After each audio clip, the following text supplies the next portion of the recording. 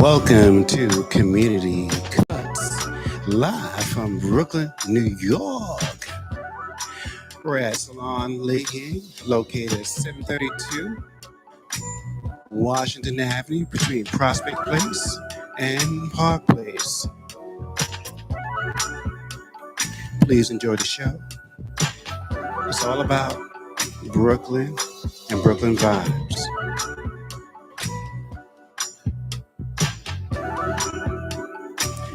Welcome, Donnatella. Welcome, Ricky James. Right on.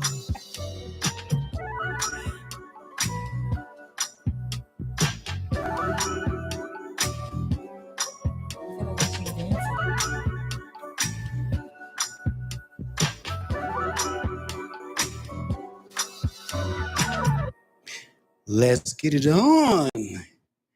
Good evening. Donnatella, Hi. let's get it on.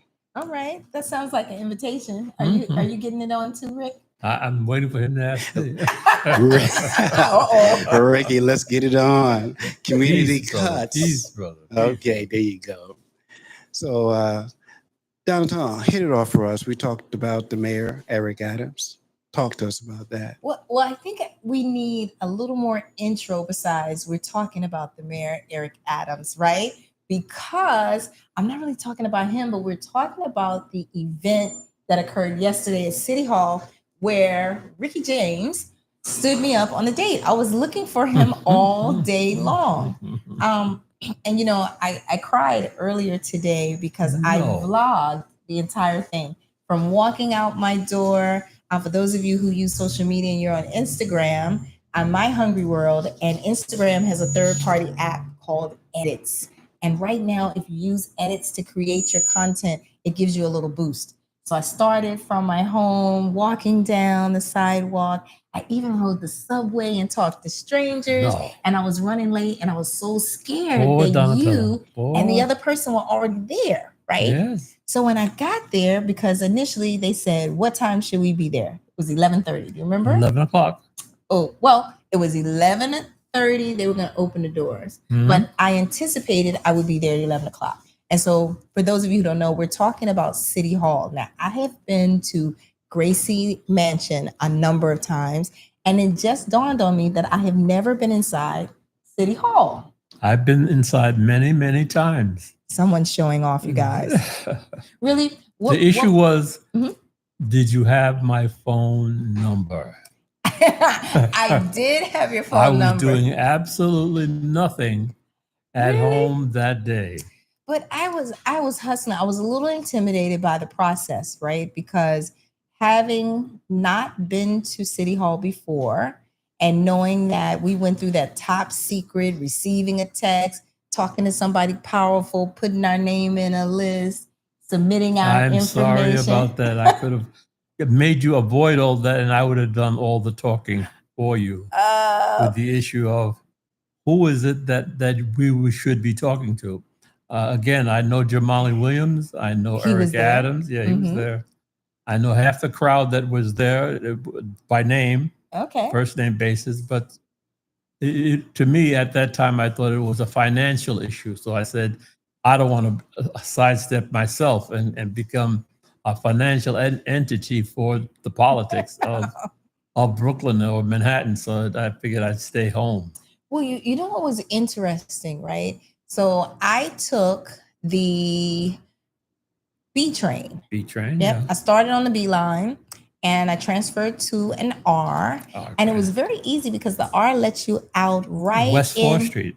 Well, no, I got off at, what street was that? It was City Hall. That's City the stop, Hall. Actually. Right, yeah. So I got off at City Hall, but then I came upstairs and I remembered, I used to be down here when I worked at World Trade One with Lehman Brothers and all that kind of stuff. But I did not know how to get to the steps of City Hall. So I stood there for a little while, then I figured it out. And then I had the pleasure of seeing a young man who was visiting from, I'm not sure where he was from. He said Staten Island. So he came in from Staten Island. He was looking for the same event, had a nice suit on, and we were both rushing. And I'm thinking it's 11:25. He was supposed to speak at 11:30. That's what the invitation said. Remember? And I'm thinking, he's always doing things beforehand. So we were supposed to get there at 11, and by the time we are all acclimated to where we're supposed to be and what plank stage they're setting up is in place, and he would come out at 11:30, and would be cheers and signatures and all that. So I realized it was at 11, but again, I'm sorry I did not go. It wasn't actually. So what was interesting, and people are so funny in that when I saw the park, I guess it's the park side entrance, I decided, because I'm a Brooklyner, to go to the Brooklyn Bridge side. Oh, right? Go right in. And when I approached the Brooklyn side, there were all these beautiful, attractive, well-dressed people from every ethnicity you could think of standing in line, and it was going down the block. And I did a typical Brooklyn thing. You know what I did? Went right ahead. I went straight to the front of the line and walked past everybody. Almost got in, but there were two amazing sisters that were members of NYPD. They provided great support and protection, and quickly told me, hey there, where are you going? And I was like, you don't understand. Don't send me here. I'm on behalf of Community Cuts. I can't be late. Here's my invitation. It says 11:30. And so she kindly said, sis, you see all those people in line? They got the same text. And I looked back at the line and said, well, I'm not worried about them. They got to fight their own battles, right? But they were very polite. And then she explained, she explained that, she said, the mayor is not even in the building. No. We are set for you to go in at noon. And there was an immigration exhibition going on. And I thought it was really cool that they wanted to give those people enough time to finish what they were doing, take their pictures, and move, right? What was really nice about standing in line, and not so nice, was that there were people in their entity and also in their egos in the line, right? And I thought it was very interesting. There were so many intelligent people that when you said to them simply, myself included, stand in line or stand on that side, they kind of just looked at you like, I belong on the inside. I'm not moving. And the fun part for me, as you know, I'm also on another streaming talk show called the Reset Talk Show. Reset, yeah. The founder of my podcast, my other podcast, showed up, J.R. Giddings, and I got to meet Rabbi Eli Cohen in person. Cohen, no, yeah. So he's on our podcast. He's a regular panelist. I have never met him in person. And what was so funny, I'm standing in line and he goes, Donnatella, it's me, Rabbi. He sounds just like him. And it sounds just like him. Yeah, and what was interesting is that if you pay attention to people's mannerisms and their body language and their facial expression, me being an African-American woman who happens to like blonde hair standing there and the rabbi reaching out to me, I saw some of the other dignified people in line look like, who is she? Who is she? They weren't speaking to me before. They started that again. Yeah, and what was so funny, a gentleman next to me, after the rabbi spoke to me and JR spoke and the officer came over and asked me if I was okay, the same gentleman who had his back to me, who wasn't speaking the majority of the time, he turned around and he said, oh, what is it you do? I said the same thing I was doing 5 minutes ago before they all spoke to me, right? And then, of course, I was nice and we talked. But I've been into de Blasio's inauguration. I've been to Koch's inauguration. I've been with Beam, but I didn't go to his inauguration. But I did join his political issues. Mm-hmm. So it's like I said, if you haven't been there, you would never know what goes on there. Well, let's be clear. I have not attended an inauguration for any sitting mayor. When Eric became mayor, I was on a list to attend, but that, if I remember correctly, that celebration was in the beginning of January.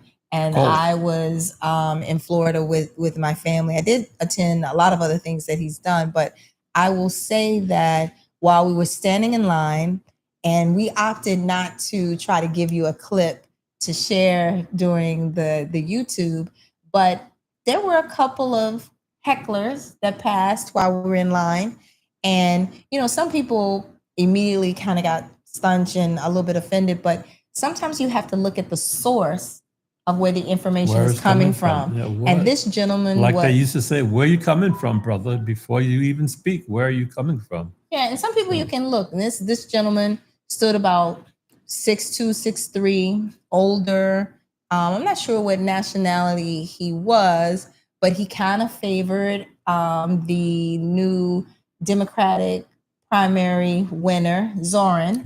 And he was singing Mandani, Mandani, Mandani. And then he proceeded to act like a toddler. And he might have been this gentleman was in like his 60s. He looked like he might be homeless, right? Because he had one shoe on, the front part was missing, and you know, things of that nature. So, and he was Indian. I don't know what he was. I said he favored Mandani. So, you know, I can't look at you and tell what you are, which is what's interesting. And what I try to tell people in a whole nother topic. We live in a time where we all need to be more as one, because when you have people like ICE in this administration, they don't necessarily look at you and say, oh, you African-American, you Jamaican, you Haitian. They just said, oh, you black and brown person. You gotta go. They just don't like any of us. But I will tell you what happened. When we got inside, so we went through the metal detectors, of course, because you want to keep everybody safe. And I went through once and I had to take off my watch, and then I came back and I went through again. And he said, oh, well, you have any more metal on you? And I said to the officer, because, you know, they wear about, 50 pounds worth of stuff with their things. And I said, well, you know, I'm not as fit as you are. So I have on a waist trainer and it has metal boning. And that's what was going on. But when I got inside, I was so excited because I am a fan of Eric Adams as a mayor, right? And for being reelected, because unlike a lot of people, I do my own research, due diligence to see what he's doing, as opposed to me, you know, watching what the media is feeding us. And when I looked around, I saw people who were indicative of exactly what Brooklyn and New York City represents. Right? So there were people who appeared to be African, who appeared to be white. There were Americans. There were Muslims. You know, there were Orthodox Jewish people there. A rabbi, I believe, even spoke in the beginning. Were there other political figures there at that time on that line? They usually let them stand on the line, or they let them go by. So that I don't know. Well, I would hope not. There were no political figures standing on the line that I could recognize. I did see there was also a meeting going on inside of City Hall for deputy mayors, because a couple of people came by and they were like, oh, I need to go inside. I'm not for the event. But what was interesting and made me feel good, there were representatives of ABC, Fox 5, and who was the other one? NBC. Carrying their equipment. And, you know, they have on their placards, you know, and I heard one gentleman say, well, you know, I'm supposed to be here at a certain time, and we are accredited. Crowd control. No, he said we are accredited media, and we're supposed to go in first. And the officer looked at him and he showed his little email, and he said, oh, they all have that one. She has one too. And so I said to the gentleman, who was very perturbed, I said, well, yeah, you can go in right after me.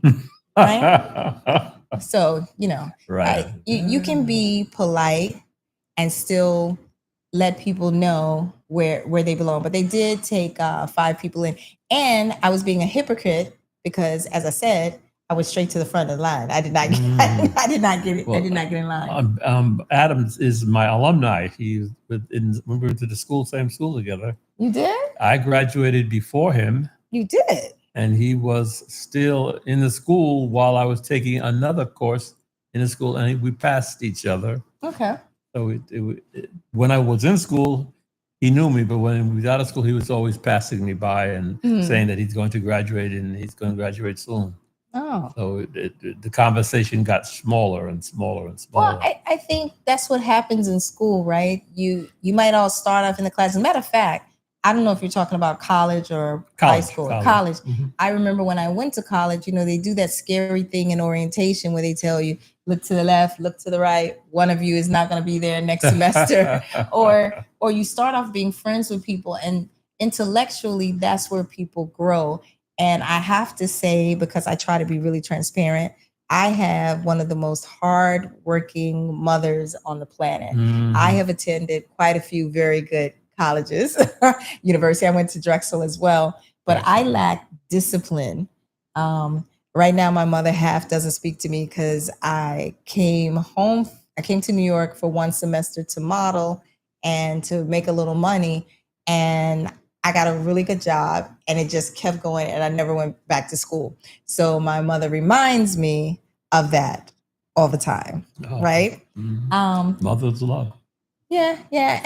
But the thing that was so phenomenal about it to me, it's if you ever been to City Hall, there's the steps, and it's a large open space. Yeah. And there were hundreds of people there, several hundred. And what was most impressive is the media display. So they had all the cameras in like a half moon, mm-hmm. right? And so the cameraman is standing there, and then there were a couple of people who were smart. I think they are career reporters. They had the little chairs that you take to the park with you. Mm-hmm. So they were sitting on the chairs. But at one moment, I looked to my left, and you know who I saw? I saw Don Lemon.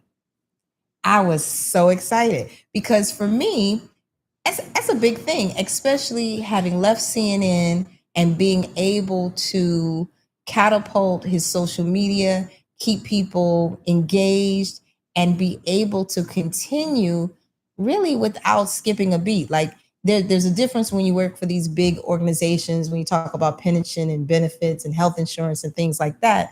But what was interesting, and I cannot remember the young man's name, and I want to show a picture. There's a gentleman who I run into in a lot of different events and looks very young to me. And I saw Don Lemon. He's literally like standing on the other side of where you are. And I wanted to be very respectful because, again, this is a professional environment, and I am there representing Community Cuts, not myself, right? And I said to the gentleman that I know, I said, oh, you know what? I would love to ask Don Lemon if I could take a picture, right? Wonder how he would feel. And he said, oh, that's my client. And sure, you ask him, but do me a favor, just wait till he finishes, what he's saying. And when I walked up to him, after he finished, I was like, hi, Mr. Lemon, do you mind if I take a picture? And he was like, oh, sure. What's your name? And we had conversation, very nice, very approachable. You would think that some people would kind of like, know who they are or what their social capital is worth, and you might not be able to speak to them. And then I managed to capture a picture of him and recently re-elected Jumaane Williams, because I believe Jumaane Williams did win for public advocate, right? He won. Right, which I am super ecstatic about. I think he is a very smart brother who's not afraid to say what's on his mind.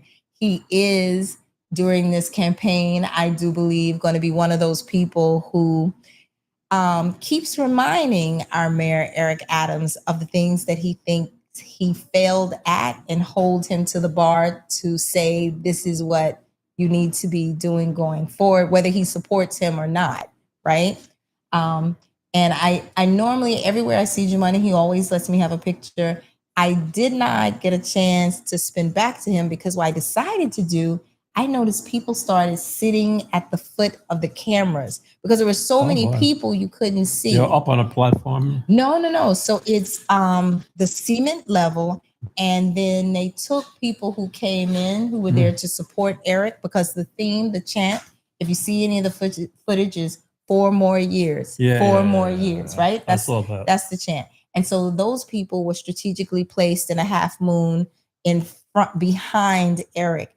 And it literally was a fight. So for me, I had to decide, would I rather be seen in every piece of footage on every major newscast standing beside him. No, you have to think about it.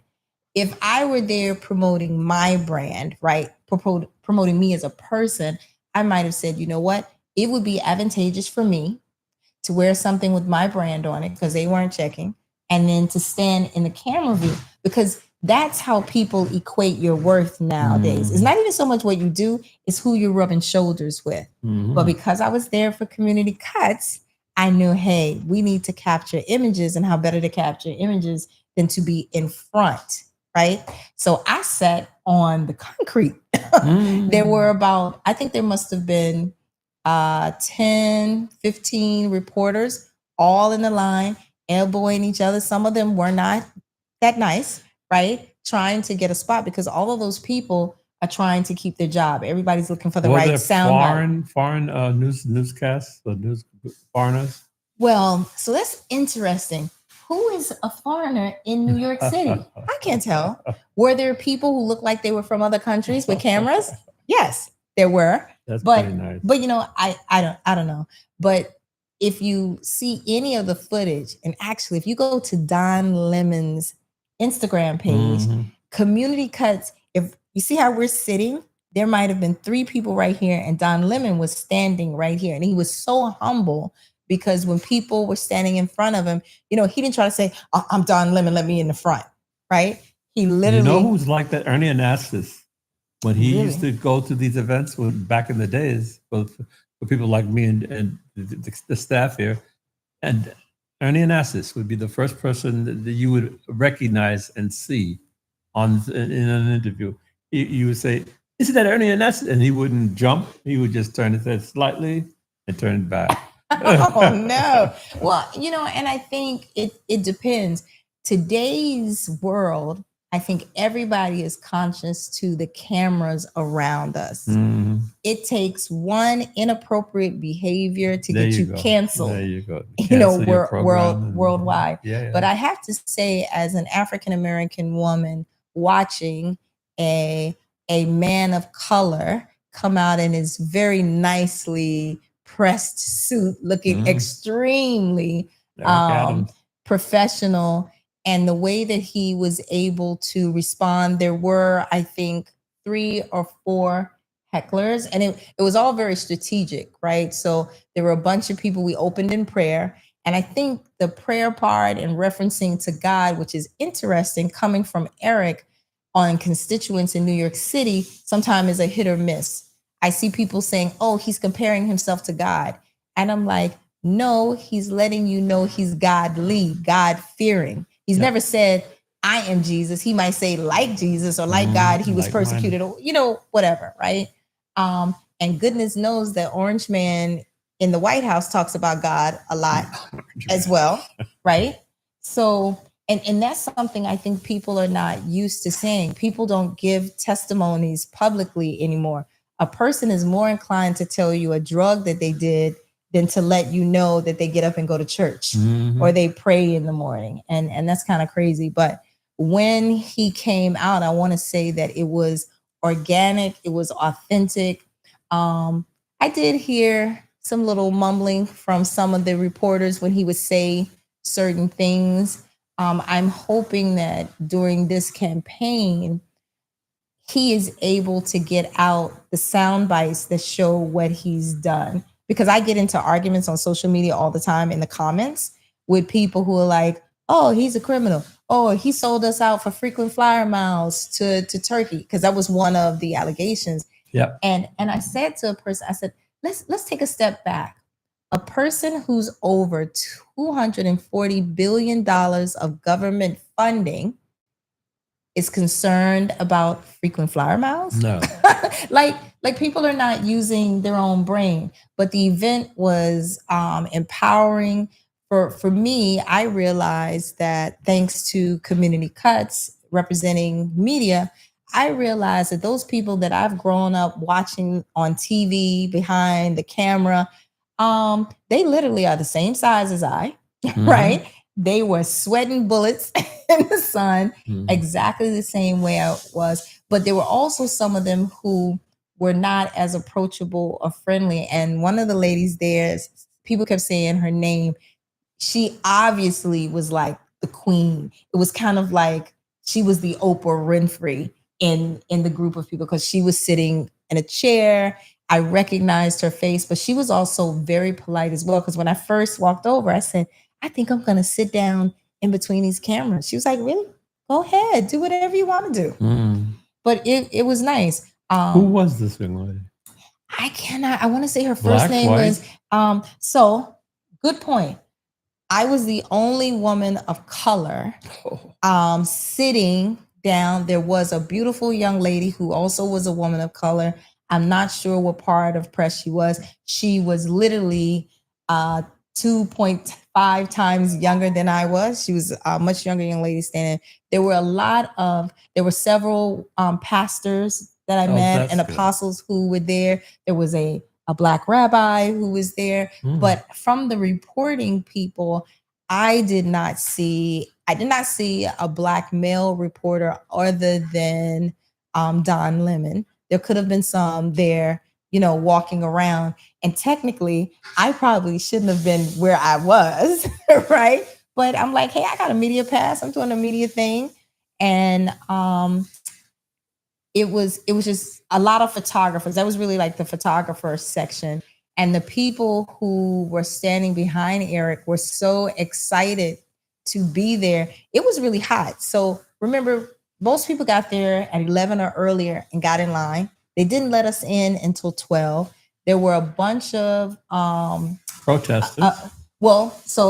Let's talk about the ugly part, right? The ugly part. There were a lot of protesters somewhere. I could not see them, but you can hear them. You could hear them, like their voices on television. That's what you could hear. Yeah, they were coming over the sound was coming over the building. It sounded like, except for when you had the 3 or 4 hecklers. Now, do remember, with audio, there are ways to break down sound and project some sound higher.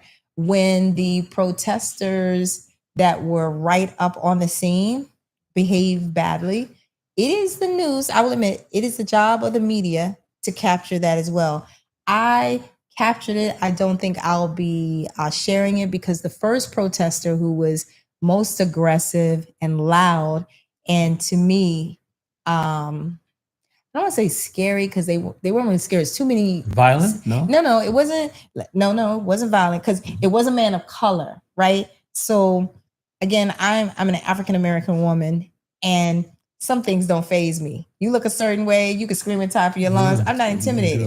But when I see a strong, powerful male figure, like a father, a worker, something like that, that hits me differently. So this was a black man, and I think he probably was between the age of 35 and 45 or so.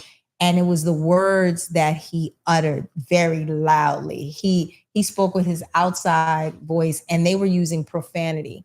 And they strategically waited until Mayor Eric Adams began to speak. And there's a sound clip that's going viral. I think New York One posted it. ABC did as well. And there's a section where they say, Mayor Eric Adams responds to hecklers. And the short soundbite that they shared is him saying, you can call me anything you want. You can call me a criminal, but the only thing I'm going to answer to is Mayor Eric Adams. And so that projection for a person who's on the borderline of whether they want to vote for him or they're already saying they're not, that's going to be a turnoff, because it gives the impression that he has a certain level of entitlement. And that's not what happened. These people were cursing and yelling and saying things about him being a criminal and other things. And the crowd, that was a Eric supportive crowd, instantly turned to devour them. I mean, like, we're coming from Brooklyn. That was Manhattan. If that had happened in Brooklyn, they probably would have got 3-pieced, the individuals. And security swept in really quickly to remove them. And the people were physically aggressive in trying to stay and push themselves out in front of the cameras. And like I said, the brother that yelled and he's saying F you And I think the term that he used, which I'm not going to say because we don't want to get flagged, he said literally that Eric has sold us out to Donald Trump. Oh, and you know, all these other stuff, which again is kind of stupid. And I want to just raise the question, right? Right. Given the age, let's say if I were Mayor Eric Adams' age, I don't know how old he is, and I am looking at criminal charges for something that I know I did not do, and someone offered to have my charges dropped, right? I already know I'm innocent. Am I going to try and fight that?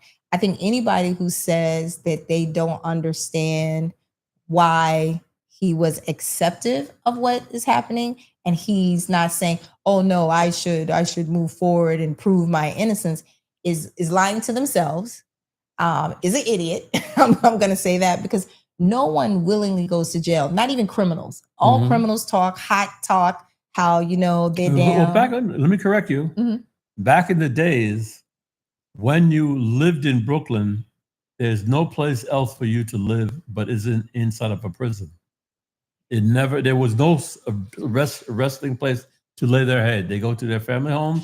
They had a million kids. There was no place that the father or the adult teenager had to go to rest their heads except to go to prison. And they volunteered to go to prison by shooting at the cops. Taking a gun, shooting at the cops, and said, "Arrest me! I'm through shooting at you." I wasn't around then. Well, I think maybe what you're saying is that, you know, those people who maybe lived in the street and were part of the criminal community. That's a different statement. Living in the street, they didn't live in the street. They lived for themselves. They lived for themselves. They didn't go any other place but to prison. They met their friends in prison. Well, I think they say that about people now, and that's like a person who's an habitual criminal, right? Yeah.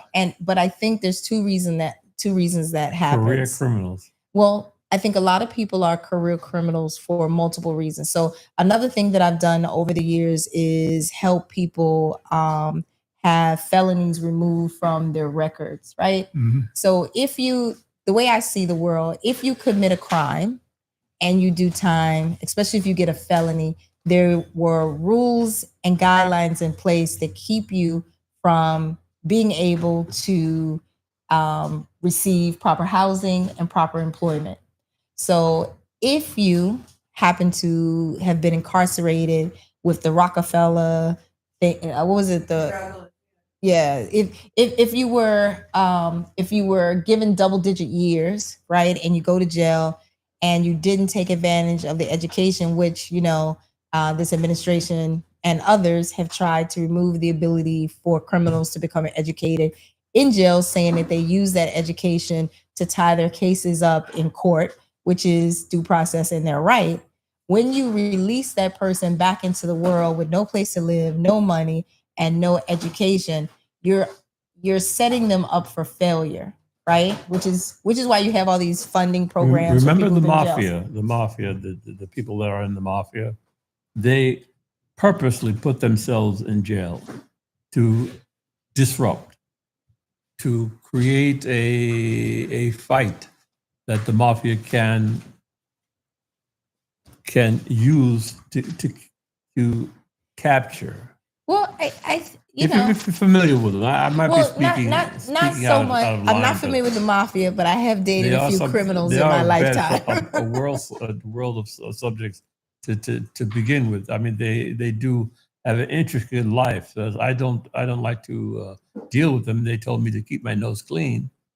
But you can, especially living in Brooklyn, anyone that says that they don't know someone on both sides of the law would be walking around with blinders on, and I think would be telling an untruth. Now, there are people who probably only know upstanding individuals. If you live in Brooklyn, right? you would never would have to say that You would never avoid it. Let me just tell you all something. I want to remind you that we are in Salon Leahing, which is one of the premier salons and barbershops on Washington Avenue. So if you're hearing a little feedback in the background, that is the owner, the sole proprietor owner, styling someone's beautiful locks. And I am jealous because under these people, the people's hair, I am trying to have the growth that I see this young lady having. She's about to get a blowout. So you were hearing the what I would like to hear about is the mayor's speech. The mayor's speech it was phenomenal. I mean, there was a visiting pastor from Chicago who opened up the topic, right?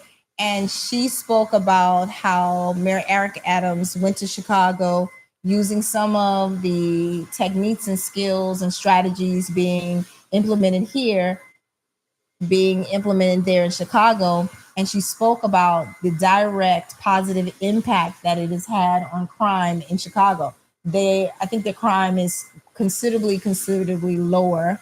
And when Eric spoke, I was recording and I found myself, culturally, I was like, that's right. Amen. Tell him. It was that kind of thing because you could identify and relate to what he was saying.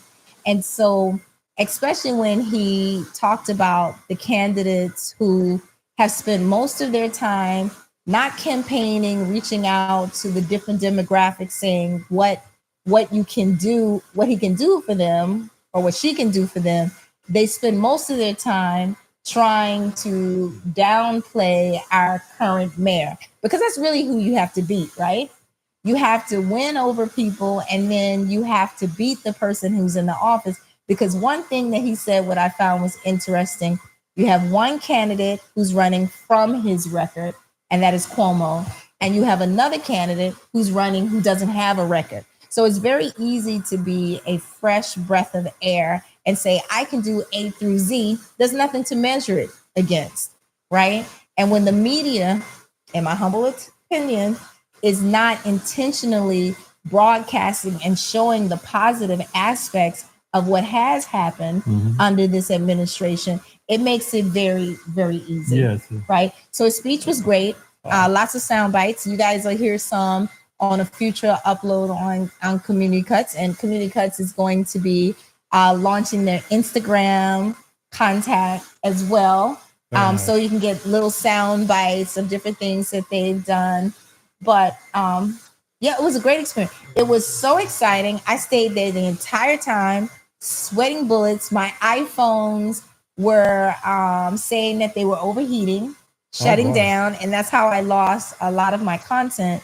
And then after it was over, some people were so excited and so moved, they actually walked up the stairs and tried to follow the mayor into City Hall. Oh, boy. And I waited until the crowd calmed down a little bit, took a few candid shots, and then I went into City Hall. And while we're outside clamoring over Eric Adams, up on the second floor, top floor, there was an actual hearing that was going on. Oh, boy. So peeked in and looked at that for a little while and admired the cathedral ceiling and chandeliers. Fantastic. But it was great. After that was over, came back into Brooklyn, took public transportation. You guys, I do not like the train. I used to talk about people on the train. And that's why God does not like ugly. Because now I'm on a train. That's a whole nother story that we could do a show on. I lost my car. Curtis Sliwa was going to be the Republican if they accept him. He was in the mafia issue, and that's going to eventually come up again. Who? Curtis Sliwa. Is that a person running? He's a Republican running candidate. for mayor? Yeah. Oh, I did see his name. I did. Yeah, he got shot. Oh. And he jumped out of the window of the car of the person who shot him. He survived. And now he's running for mayor of New York. So we will see. If that's probably a characteristic you need in New York, given everything that's going on. There are a lot of New Yorkers that's going to say, that's the kind of mayor I need. One that's going to take a bullet for you. Yeah. Which is true. But I'm not wishing any harm on anyone. I think it will be interesting the next 6 months to pay attention to the campaign that's being ran by Zoran Mandani and by our current mayor, Eric Adams. And someone said to me today that Cuomo is not leaving the race, that he's going to continue to run. And as long as he has funding, he can do that. I hope and pray that people are paying attention to more than just what the mayor is saying, but pay attention to what this administration is trying to do and undo. I think today there was another advancement in regards to birthright citizenship. Yeah. And, you know, we still are having people, as they say, being kidnapped without warrants. We also, there's an ICE agent, I forget what state it is, who was just arrested for abducting women using his credentials, and those women are no longer alive. So there is a great need for us to have visibility, to see who these people are, and to have people be accountable. So once again, you'll see people passing through. We've got Ray the barber who's passing through with one of his clients. And this is a real live Brooklyn salon and barbershop with beautiful hardwood floors and cherry wood full-length mirrors. So you can come in and you can set up an appointment, and you can even leave a note for Duke if you'd like to be on the show. Yep. Wait, this young lady who's over there swinging her hair, I am so jealous. Your hair looks so healthy, sis. Love it. You guys can't see it because you're looking at me, but just know that there's a woman over there getting a blowout that I am envious of. Are you envious too? Would you like to get a blowout, Ricky? No. Oh, I feel like I've been talking so much. Ricky, what else are we going to talk about? There's so many issues that you passed by with and elaborated on all this goings on with the president's the city hall announcement of his running for a re-election. People were surprised. Yeah, of course, you should be surprised. But why though? Every mayor, you don't see that. What mayor has not ran for re-election? It has not been one. Right. And so, the other part is... remember, he's black. Yeah. But that's... Remember what Dinkins did? He only ran for one stink. Or did he? Did he do two or... One. I don't remember, but I think if there's anything anyone should know about our mayor, Eric Adams, he's from Brooklyn, son. Yeah, well, like I said, so we are 10 toes down in whatever we believe, and we are not intimidated by your thoughts, but we will give you 1000% of who we are to show you what we can do for you. Now, it is up to you to, be a judge of where you receive your education, right? Because you are only as intelligent as the dumbest person in your circle. Right. So for those who thought, you can come through, Ray. Yeah. So there are a lot of people who thought that when they went to vote, whether it was early voting or on the primary voting day, that when they completed their ranked choice, that they were going to walk out knowing who the next mayor is. And no such thing. You did. And a lot of people were surprised that Zoran won with such a big lead, but I failed to understand why people were surprised, because I think the week before they said his numbers were high. He was out in the streets, as they say, in all the boroughs. He was hitting the top TV shows, local shows, streaming podcasts. Yep. I think he's supposed to be on the Reset Talk show. We need to get him here in Community Cuts. And for those of you, don't sleep on this channel. My first interaction was seeing my pretend boyfriend, Hakeem Jeffries, on here. And don't start any gossip. We do not know each other like that. Although I did get to speak to him in person at the Guyana Parade celebration for the family of Adriana Young. And that was nice.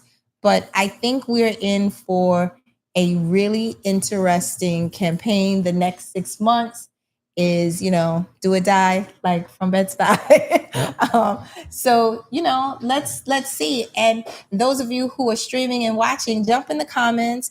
I'm not afraid to go back and forth respectfully with you about your choices. But the one thing I will say, anyone who has the ability to exercise your civic duty during this volatile time and you do not vote, you don't deserve to be here. There are people who for decades have been risking their lives in tiny boats, in the backs of trucks, on planes to get here and have a life. And you see people being kidnapped in the middle of the day, at night, from church, in immigration offices. Where was I yesterday in a car with an Italian gentleman, a friend of mine.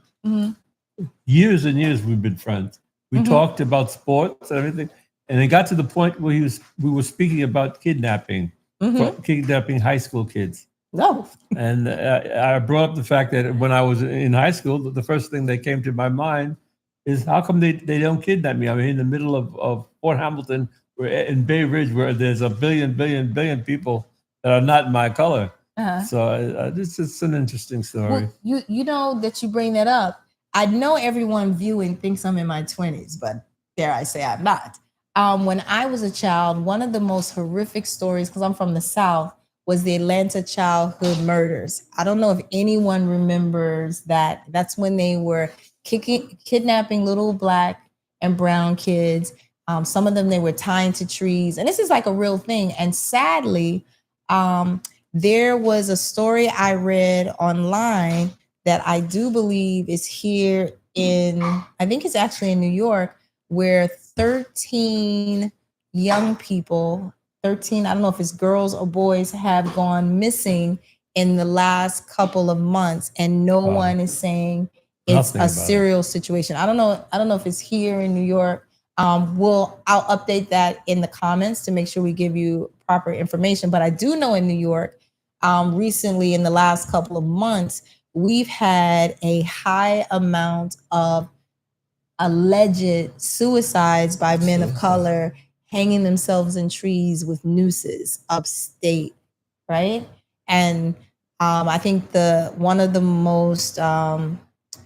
largest stories that's circulating is a 58-year-old Black man that was found hanging upstate, who the police said it looks like a suicide. The family's like, no, he had just been baptized. Well, it could have been anybody that did that to him. When I used to live in Queens, police officers were notorious about killing themselves because of the fact they don't follow the laws of the police department. They see all this coming of age, what's coming up for them to do to people in the streets. They never liked that. They loved the city of Queens. There was garage murders. They turn the engine of the car on. They have it all closed in, and they kill themselves. Carbon monoxide killing, and then they had the weapons. They used their own service revolver and blow their brains out. Yeah. But it was. Well, I think the part that we're leaving out too is that code blue of silence and the racial tension. And they didn't like what they were doing to the Black brothers in the section of Queens, Howard Beach. Howard Beach was notorious about having a parade about lynching Black men. Yeah. They would have a float, and the Black man would imagery was him hanging by a rope and driving down the avenue on a flotilla, and they would point you out and laugh at you and laugh. Yeah, I remember. They're very mean. They're very mean. Well, I think Howard Beach is definitely known for that. Still known for some crazy things happening over the years.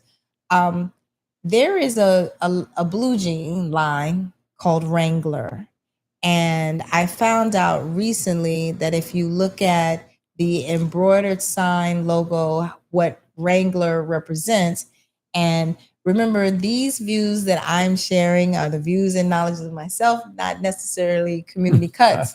But my understanding is that the development of Wrangler, when you look at the logo, is about kind of what you're talking about, how many years ago, not that many because it's in our lifetime, certain brands celebrated the act of lynching people of color. And there are a lot of logos and brands that are built on that foundation. Yeah. And supposedly Wrangler is one of them. So if you look at the symbol that's on a Wrangler jean, it's actually a black slave stretching apart. And that's where supposedly the jean name for blue jeans came from, right? I think if we were to take a moment and look at all the things we love and we admire, we would find that it is at the cost of our people. Like Versace, those are symbols that were stolen from Africa, right? They didn't really come from Italy. Like most of the leather and these high-end luxury goods that we wear don't actually come from Italy either. They come from Nigeria. So a lot of people don't know that. So it's very, very interesting. I feel like let's switch the topic to something a little lighter. Mm-hmm. I wanted to put Ricky on the spot because he said he's single to see if we can get him a date.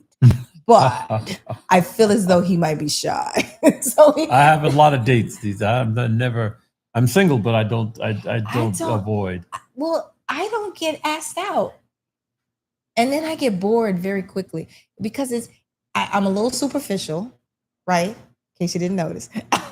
I like attractive men, and it's hard to find an attractive man who's also a smart man, right? And I think the same thing happens for women. You're laughing. The same thing happens for women, but I don't date women, so I don't know.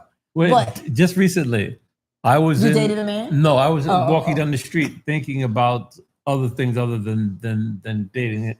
I turned the corner, and a woman I used to know was there. Was turning the corner the other way, and she said, "Move!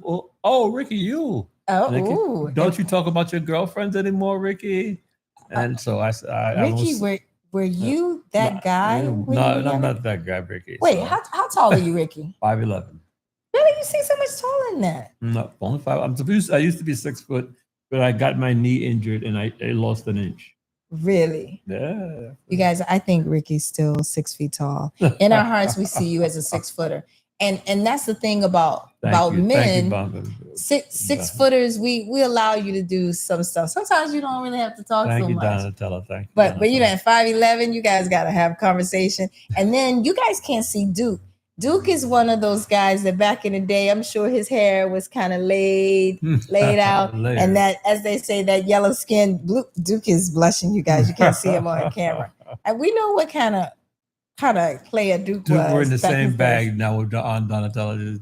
We're in the same bag. But that's the great thing about us. We are such an attractive people. I don't know how people could not like black people. We come in different sizes. Studio 54 was always telling us that they come out and come. Studio 54, we'd always tell Brooklynites come out and see it. I helped one day while I was in there, Barry Manilow complete a record. But he was younger. My mom likes Barry Manilow. And I was younger, so we could have been making a mistake. But he did make that record, and I did like it. So, well, you know, I shouldn't say they, because then that sounds like I'm talking about people. But historically, Elvis Presley, they sang a lot of our music, right? When they couldn't put us on covers. And I think that's why the music industry is so cutthroat and so terrible now, and hasn't changed much because they're still stealing our music, not letting us have our masters and things of that nature. But as I feel like, I don't know how much more of the show we have because I feel like we're talking a lot. I noticed the time. We got 20 after 8, so we have to cut soon. Really? Yeah. It's close. Okay, so that's fine. I can talk all day or end on a dime. But I just wanted to say it is Friday. I am so happy to be here in Community Cuts. This is my 3rd online session with you guys. It's really a lot of fun, and it's kind of like a family, right? As you get to know each other's nuances. I feel like Ricky's coming out of his shell. I see a little more energy you're talking with about me things today. Things that I know. I could understand that.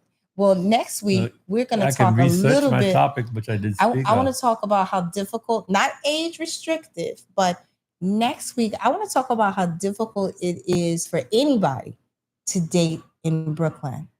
Yeah, that's a thought. It's so competitive. I feel like if I grew up here, I probably would have 7 baby fathers and 12 kids because I grew up in Columbia, Maryland, and it wasn't as diverse, right? We had Black, white, Asian. I don't remember any Puerto Rican people at school. They probably were there, but as a kid, I didn't really differentiate that. I knew a lot of my friends all of a sudden when I got to be my junior and senior year, all of a sudden they had accents they didn't have when we were in middle school.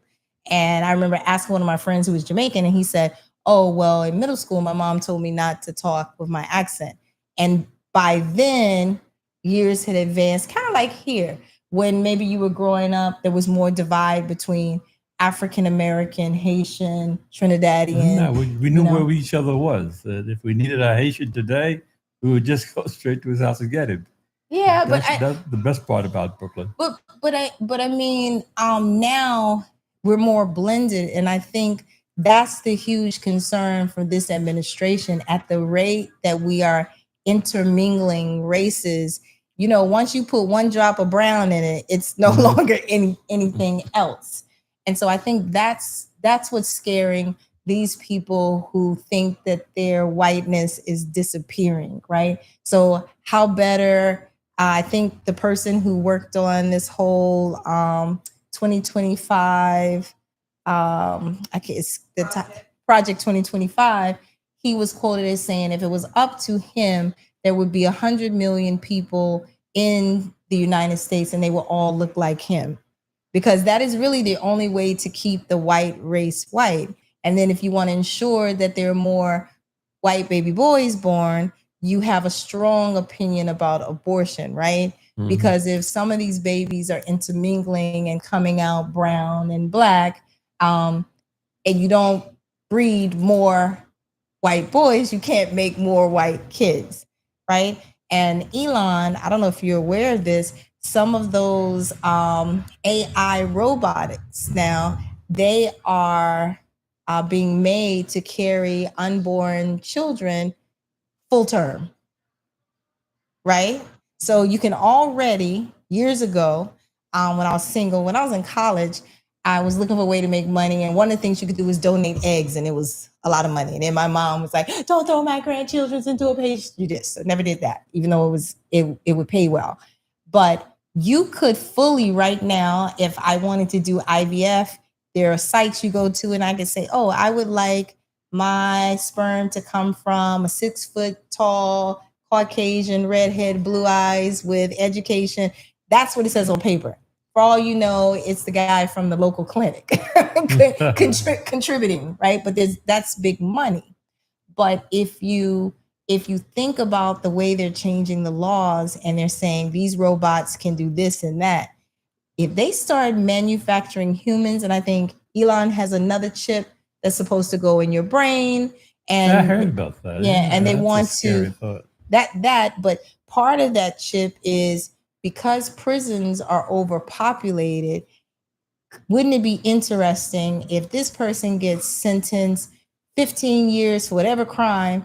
I could just put this little chip in his brain and flip a switch, and it's supposed to give you the same depressing, life-threatening feeling as being in jail for X amount of time. That is what's being tested right now. So when it's being tested, you have to ask yourself, who is it being tested on? Yeah. Oh, where is it going? Yeah, but why are there 200 unmarked graves outside of that Alabama prison? Right? Maybe they experimented on. Why is the government trying to send hundreds of thousands of people out of the country to a prison where you can't see what's happening to them? Things to think about for the next show. That's enough of my doom and gloom. You want to step in, Duke? So how are we going to end the show? You got to say something, friend. You guys, he's off camera doing that.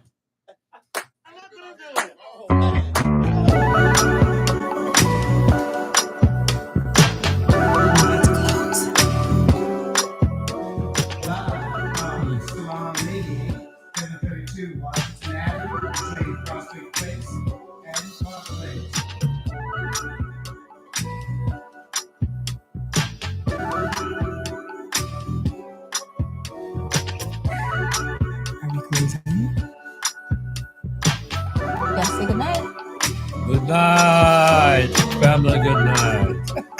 Good night.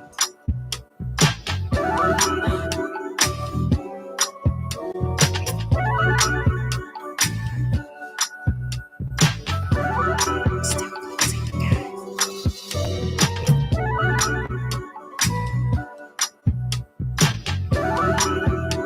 closing, guys.